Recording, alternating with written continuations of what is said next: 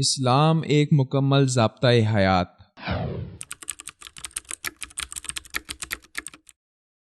کبھی سوچا ہے ہر بات کے پیچھے یہودیوں کی سازش کیوں اور کیسے ہوتی ہے؟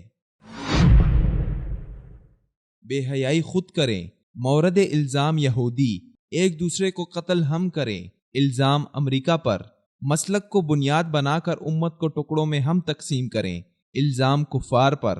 کبھی یہ کیوں نہیں سوچتے کہ ہم کیا کر رہے ہیں؟ اللہ تعالیٰ خود قرآن میں کہتا ہے کہ یہود و نصارہ تمہارے دشمن ہیں، تو پھر ان سے گلہ کیسا؟ جب وہ ہمارے دشمن ہی ہیں تو وہ وہی کریں گے جو انہیں کرنا چاہیے، ہم وہ کیوں نہیں کرتے جو ہمیں کرنا چاہیے؟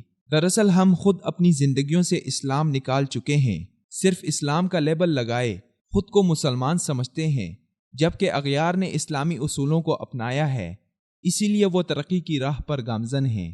یہ دنیا ہے بھائی، یہاں اللہ تعالیٰ انصاف سے کام لیتا ہے، یہاں ہر انسان وہی کاٹے گا جو وہ بوئے گا۔ اللہ کسی کی محنت کو ضائع نہیں کرتا، بھلے ہی وہ پرلے درجے کا کافر ہی کیوں نہ ہو۔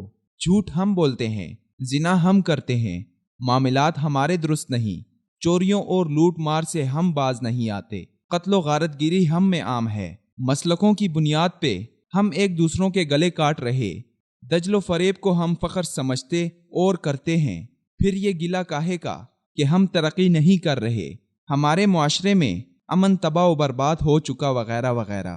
دیکھیے وہ بھی مسلمان تھے جن کی مثال دنیا دیتی تھی، امن اور سکون جن کے ہاں عام تھا، ترقی کی بلندیوں کو وہ سر کر رہے تھے، دنیا کے ہر میدان کی شہسواری انہی کے پاس تھی، انہی سے دنیا جینے کے گر سیکھتی تھی، اپنے دماغ کے دیے جلانے سارا عالم پروانوں کی مانند ان کے گرد جمع ہوتا تھا۔ آخر کیوں؟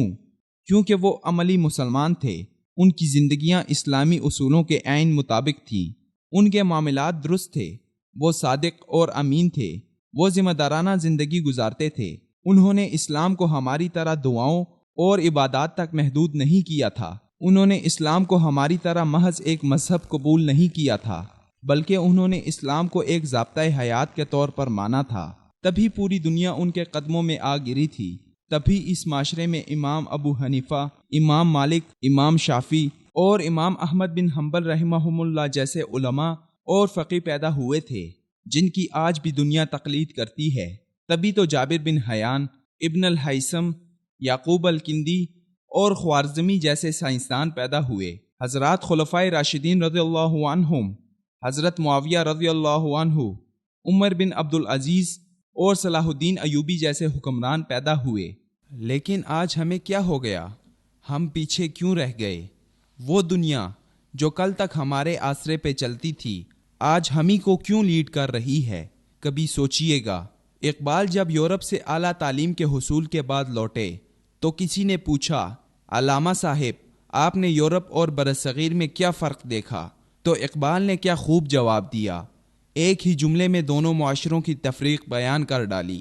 ان کا جواب تھا، میں نے یورپ میں اسلام دیکھا لیکن مسلمان نہیں، جبکہ برصغیر میں مسلمان تو دیکھا لیکن اسلام نہیں۔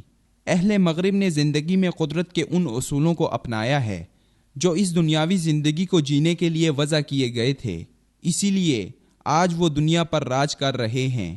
اب بھی اگر پھر ہمیں اپنے اس کھوئے ہوئے مقام کو پانا ہے تو وہی اصول اپنانے پڑیں گے جو اللہ نے ہمارے لیے بنائے ہیں۔ اغیار کو شکست دینی ہے تو عملی میدان میں کودنا پڑے گا، اپنے معاملات کو درست کرنا پڑے گا، زندگی کی گاڑی کو اس کے فطری اصولوں کی شاہراہ پر چلانی ہوگی، اسلام کو تقریروں اور تحریروں سے نکال کر عملی زندگی میں اپنانا پڑے گا، ورنہ محض بددعاؤں سے ہم اغیار کو شکست نہیں دے سکتے۔ مختصر یہ کہ اسلام کو صرف ایک مذہب مت بناؤ، اسے اپنا ضابطۂ حیات بناؤ۔ وصال اردو۔ اندھیری رات میں ایک روشن چراغ۔